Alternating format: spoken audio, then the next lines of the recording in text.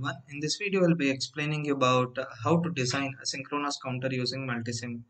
To do that, I'll consider a very simple example of a design of a synchronous counter for a particular sequence. Let us consider that the sequence is 0, 2, 4, 6, and again it has to repeat. It is not limited that it has to be the same even sequence or odd sequence. It can be any number, but you need to take care while designing the synchronous counter. So let us proceed on how to design the synchronous counter. So I'll start with always a state diagram, the diagram which depicts how should be the state or how should be the output of the system. So initially I have already told that you have to get a 0. The arrow mark indicates what should be the next state. If the present state output is 0, the next state output should be 2. If it is 2, the next state output should be 4. If the present output is 4, the next output should be 6, 0 again, and so on. As I've already told that flip-flop is a memory. Any unused numbers, you have to map it to used numbers, because what happens is that if the number which is already stored in the memory was 1, which is not in the used bits over here, then it might create an ambiguity. So whichever unused numbers you have out of the sequence, you have to map it to any number. It is not compulsory that you have to map it to the same number, that is 0. You can map it to any other number. Each numbers also you can map it to different numbers. It is not limited that all the numbers you have to map it to the same one. So over here, 0, 2, 4, 6 and 0, what are the unused numbers? 1, 3, 5 and 7. So I map it to one single number, that is 0, which means whenever you are switching on the trainer kit or any memory, if it is having any numbers which is 1, 3, 5, 7, the next state when you give a pulse, it will be either 0, it will be 0 only. Once 0 gets, after that the counter will keep on counting from 2, 4, 6, 0 and so on. Now how many flip-flops you need to implement this? The maximum number over here is 6. 6 corresponds to in binary 110. So how many bits are there? 3 bits. So to implement this I need 3 flip-flops, and it is not compulsory that you have to use only this flip-flop unless and until it is mentioned. So here, since it is not mentioned anything, I have simply taken T flip-flop or toggle flip-flop to implement it. So to proceed with the design, you need to know what is a truth table, what is a characteristic equation, what is the excitation table, so that you can proceed with this. So what is a truth table for toggle flip-flop? For if I'm considering a negative edge trigger flip-flop, if toggle is 0, it should not toggle the output. If toggle is 1, which means it has to toggle the output.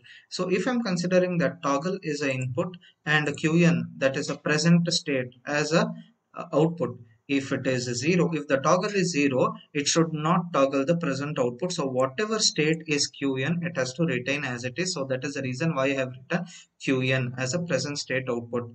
If toggle is 1, it has to toggle the output. I have written in general it is qn complement, which means if the present state output was 0, the next output should be 1. If it is 1, it has to be 0. So now from truth table of T flip-flop, let us get to the excitation table. How do you get the excitation table? From the characteristic equation. What is characteristic equation?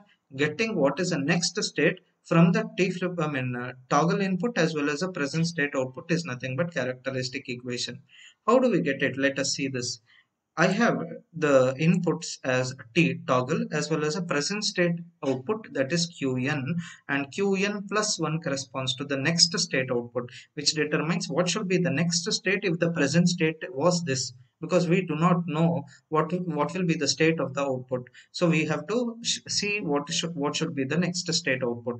So let us say that your present state output was 0. If I'm having a flip-flop, if the present state is 0, if toggle is not given, if the toggle input is 0, whether it has to toggle? No, it should not toggle. So your next state output will also be at the same present state output. So Qn plus 1 will be nothing but 0 only. If the present state was 1, if toggle is 0, your next state output will be 1 only. It is not getting complemented because it is not toggled, because T is equal to 0. if qn is present state, if the present state output was 0, if I give a toggle signal in the sense, if I give high to toggle input, it has to toggle the present state. If it was 0, it becomes equal to 1. Similarly, if the present state output was 1, your toggle output will be now equal to 0. Which is nothing, the next state output will be equal to 0. Now, what is this characteristic equation? As I've already told you, I have to get the equation for the next state output. So if you're seeing this table, it looks like an XOR gate truth table. So I can simply write Qn plus 1 is nothing but T XOR with Qn, or the present state output. So this is nothing but the characteristic equation for T flip-flop. Now, how do you get the excitation table? The table which depicts what should be the inputs for the flip-flop, that table we call it as an excitation table. So if I'm considering T flip-flop, T is an input. So I have to get the equation for the input. What is the input? T. So I need to get the equation for T. How do you construct? It is nothing but just the reverse of this table. If I'm telling you clearly, Qn and Qn plus 1 will become the inputs and toggle will be the output. As I've already told, toggle will be the expression what I need to get. So if Qn and Qn plus 1 is 0, 0. So if Qn and Qn plus 1 is 0, 0, what should be the output? That is toggle, that is equal to 0. If Qn is 0, Qn plus 1 is equal to 1. If Qn is 0, Qn plus 1 is equal to 1, your toggle will be equal to 1, which is written over here. If it is 1, 0, 1, 0 corresponds to the last one of this table. So 1, 0, T will be equal to 1, 1, 1, it is equal to 0. Now if you are seeing this table also, it is the same XOR gate what is there. So I can simply write T is equal to the XOR of present state output as well as the next state output.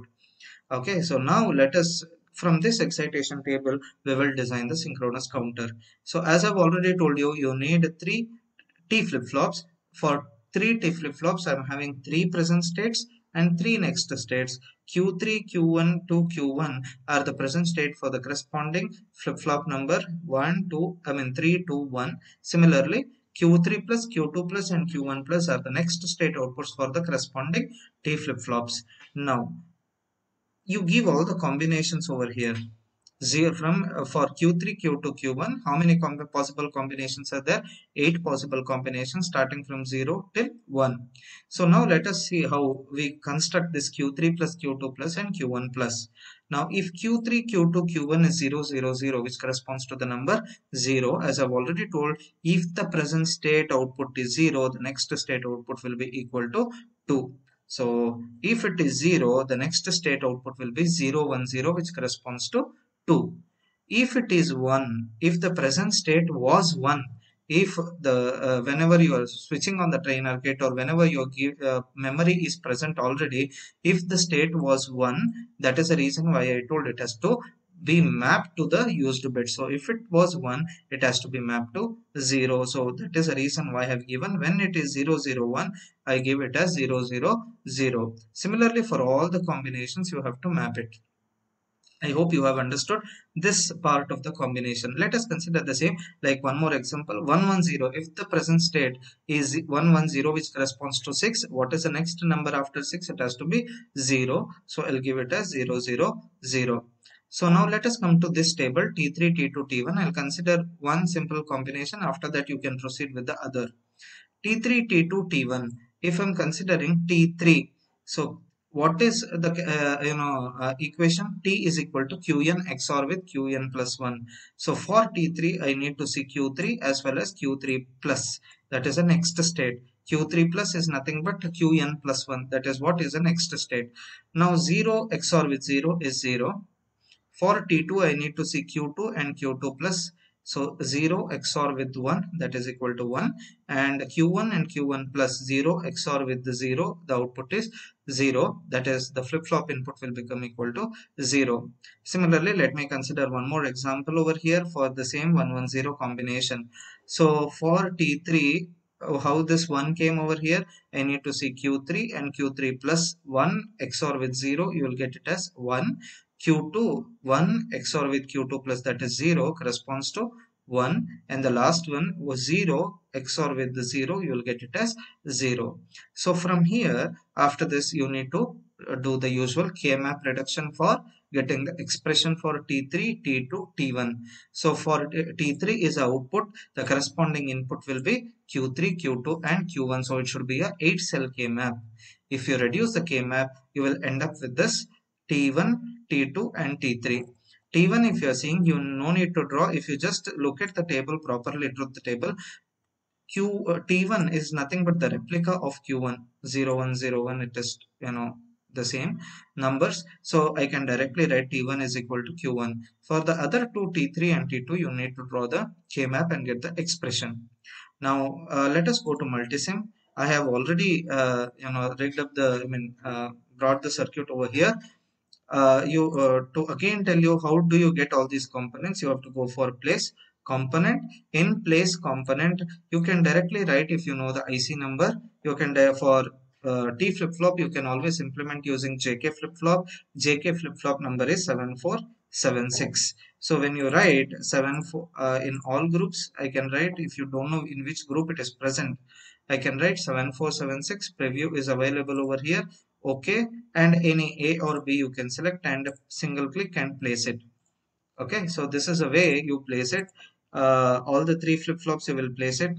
And next, how will you get this 1 or 0? This is nothing but interactive digital constant. You will get it from place component. In component you will have something called as sources.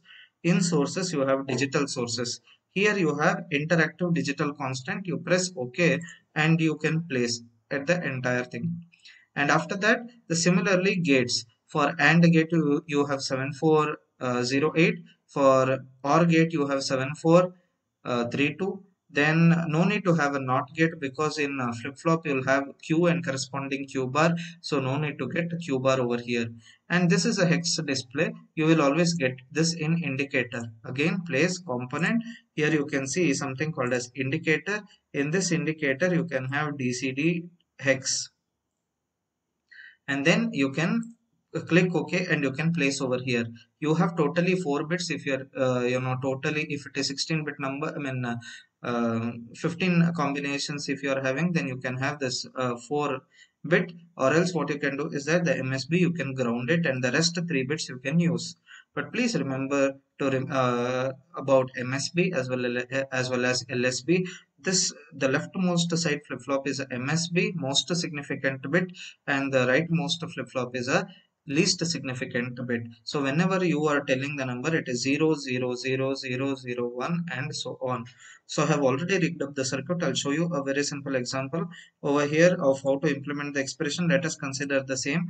T2 is equal to Q2 plus Q1 bar or Q1 complement. So if I'm seeing this JK flip-flop, I need to short all JKs to get T as an input. Then I have Q2 plus Q1 dash.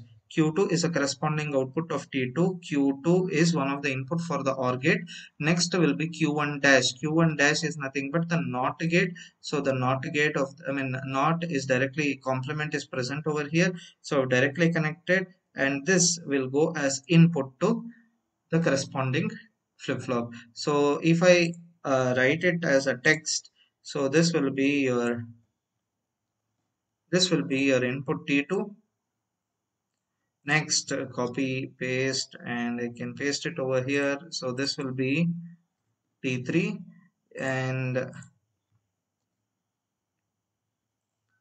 so that it will be very clear to you now. So this is T3, T2 as well as T1. So T1 is nothing but Q1. So I have directly given this Q corresponding Q1 output to input of the corresponding flip-flop, and T3 the same expression I need to implement, that is Q3 Q1 plus Q2 Q1 dash. I have implemented this. Now to understand about unused bits, what I have done is that I have given this interactive digital constant to each and every preset bar differently. Clear bar, you can also short it together and give it to one preset bar or give it to one clear bar.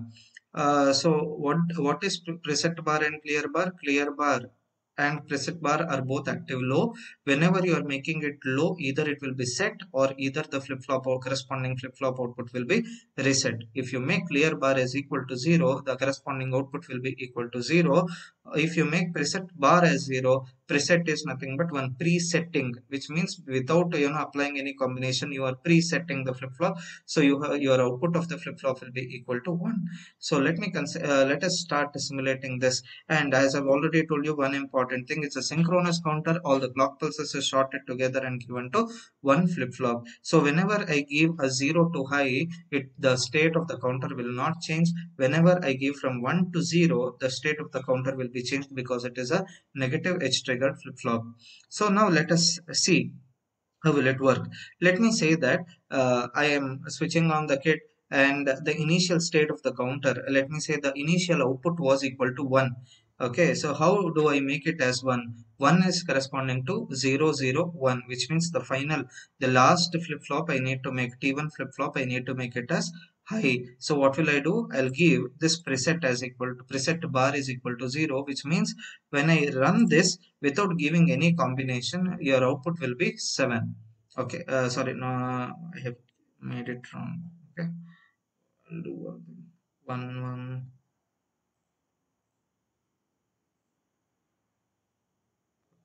Okay, run, and I give a high to low pulse,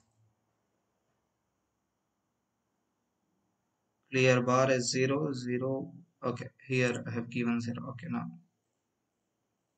Okay, now let us say that the initial state of the counter is 1, which is unused. So what will I do now over here is I'll pause this, and next I'll deactivate this. I'll make everything as 1 1 1. Preset bar and clear bar, I'll make it as high so that it won't be enabled.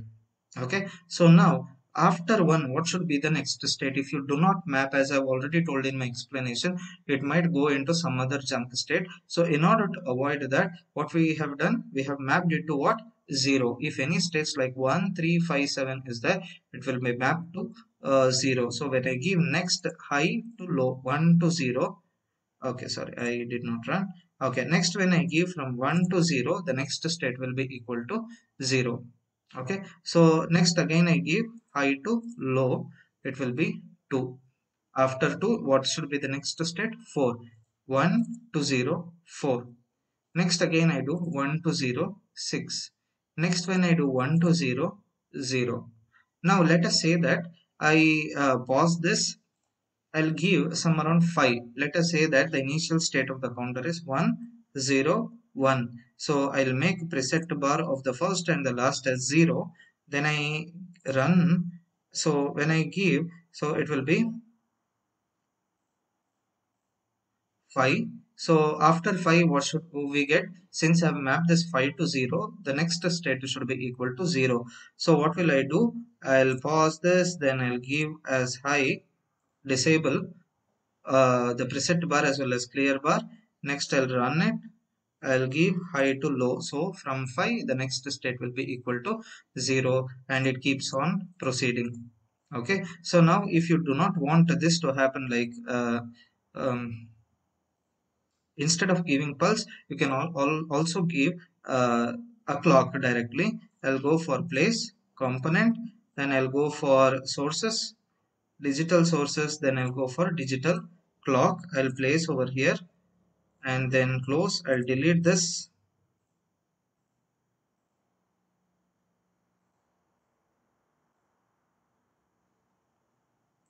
I'll give this clock, but I'll give a very less frequency, because if I give a very high frequency, then I cannot see the change.